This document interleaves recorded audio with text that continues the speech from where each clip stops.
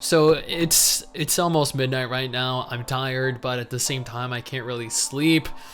So I figured what better time than to go ahead and jump onto the MMORPG subreddit and take a look at what the Reddit philosophers are discussing today. When I happened upon this thread titled Revitalizing the Soul of MMORPGs. That right there sounds like a topic that I am definitely interested in, and that might at the same time hopefully put me into a state where I can successfully fall asleep. Quick shout out to our patrons over on Patreon. This allows you to directly support us if you're interested. Every patron will have their name appear at the beginning of every single YouTube video, and you'll be immortalized in the MMO genre forever. What gave MMORPGs so much life and magic back in the early 2000s? Take your classics, RuneScape and WoW, also City of Heroes for those of you who recall. There was a seemingly indefinable quality that these MMOs had, which has yet to be replicated in any modern as of 2010 plus release. With New World flopping so hard, well, just let me stop you right there. I wouldn't say New World is flopped hard.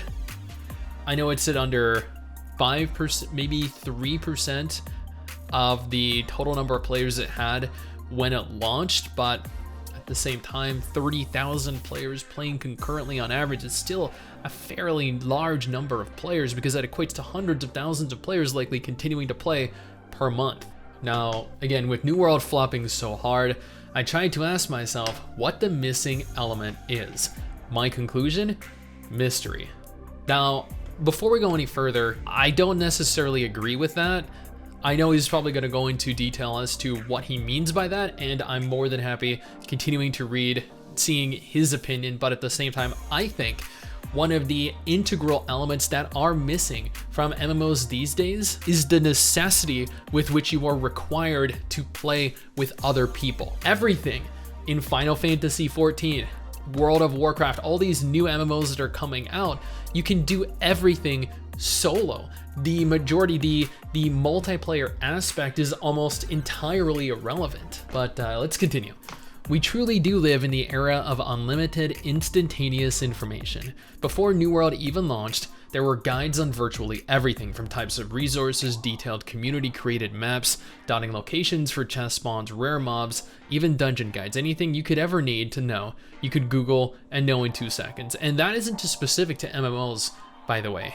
These guides exist for every game of every genre. So if it hasn't impacted those games, those specific genres, I don't see how that has impacted specifically the MMO genre and how this is necessarily a bad thing. The world and the game had been conquered before most players even logged into the world. Whatever atmosphere of novelty and mystery that persisted only endured for a week or two at most. After that, the honeymoon phase ended and people saw the witch through her spell. No, not the enchanted golden-haired lass, but instead a boil-ridden, decrepit hunchback hag. The only way I can think to prevent this is to safeguard that mystery. The only way I can think to safeguard that mystery is to lock information behind gates. The only way I can think to create these gates organically is through time, randomness, and scale. What do I mean by scale? World scale. The playable game world needs to be gargantuan. Well, the larger the world, the emptier, the more void of content that world is. There's no point in having an enormous world and nothing present within it. We learned this with New World. The world itself is fairly large, there's no mount system, and it takes you forever to get from point A to point B, back to point A, back to point B, etc., etc. Gargantuan worlds are not necessary. Purpose for the world is necessary. The playable game world needs to be gargantuan, larger than any other playable world ever created in an MMORPG. The only comparison I could make would be an online MMO-ish game called Elite Dangerous, which simulates the entire Milky Way galaxy. It's been out for years, but players haven't visited 99.9% of the solar systems in-game. It's that extensive, and thus mystery remains. I could go in and log in now and literally go where no one has gone before. That's palpably exciting, although sadly it's not really an MMORPG. I admittedly have never played Elite Dangerous. Going and checking the Steam charts though, I see that there is an average, as of right now, of 3,204 people playing. There's a peak of 5,700 people, but that goes to prove that even with an enormous gargantuan world that is almost completely unexplored, players are still uninterested. I digress. For scale, New World's game world is 15.5 square miles. Let's do away with this. Let's have an MMORPG with the game world the size of Earth as a globe. 197 million square miles, with oceans, deserts, frigid mountains, dark, damp swamps, and I'm reading this, and I'm thinking to myself, this has already been done. How many of you remember the MMO called Atlas that, I forget the name of the company. The people behind Ark Survival Evolved. I know they're Studio Wildcard, there we go. Studio Wildcard had a lot of success with Ark Survival Evolved, and they decided they were going to make an MMO with the technology that they had for Ark, the vision that they had for Ark, and they created a world that took hundreds of hours to get around. This world was probably one of the largest worlds that has ever been created in an online game that can hold thousands of players like this. Not the largest, but one of. And that game failed. It failed notoriously bad. Now, I can see a lot of flaws with what I have read thus far, but let's go ahead and continue. Allow me to address a common concern: player density. Thankfully, using Elite Dangerous again as an example, we know that most players choose to stick inside the colonized safe zones. The same would be true in a medieval setting. I can envision a style similar to EVE Online, with higher security civilized sectors near where players would spawn in initially.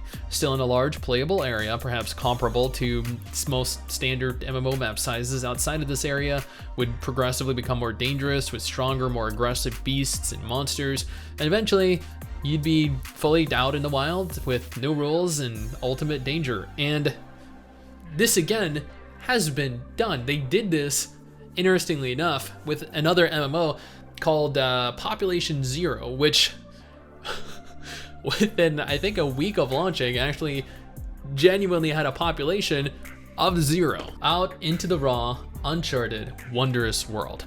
No charted maps, no online guides, no YouTube tutorials, only your senses, your friends, and all of your bold vigor to chart the way and discover what truly epic and unique treasures await.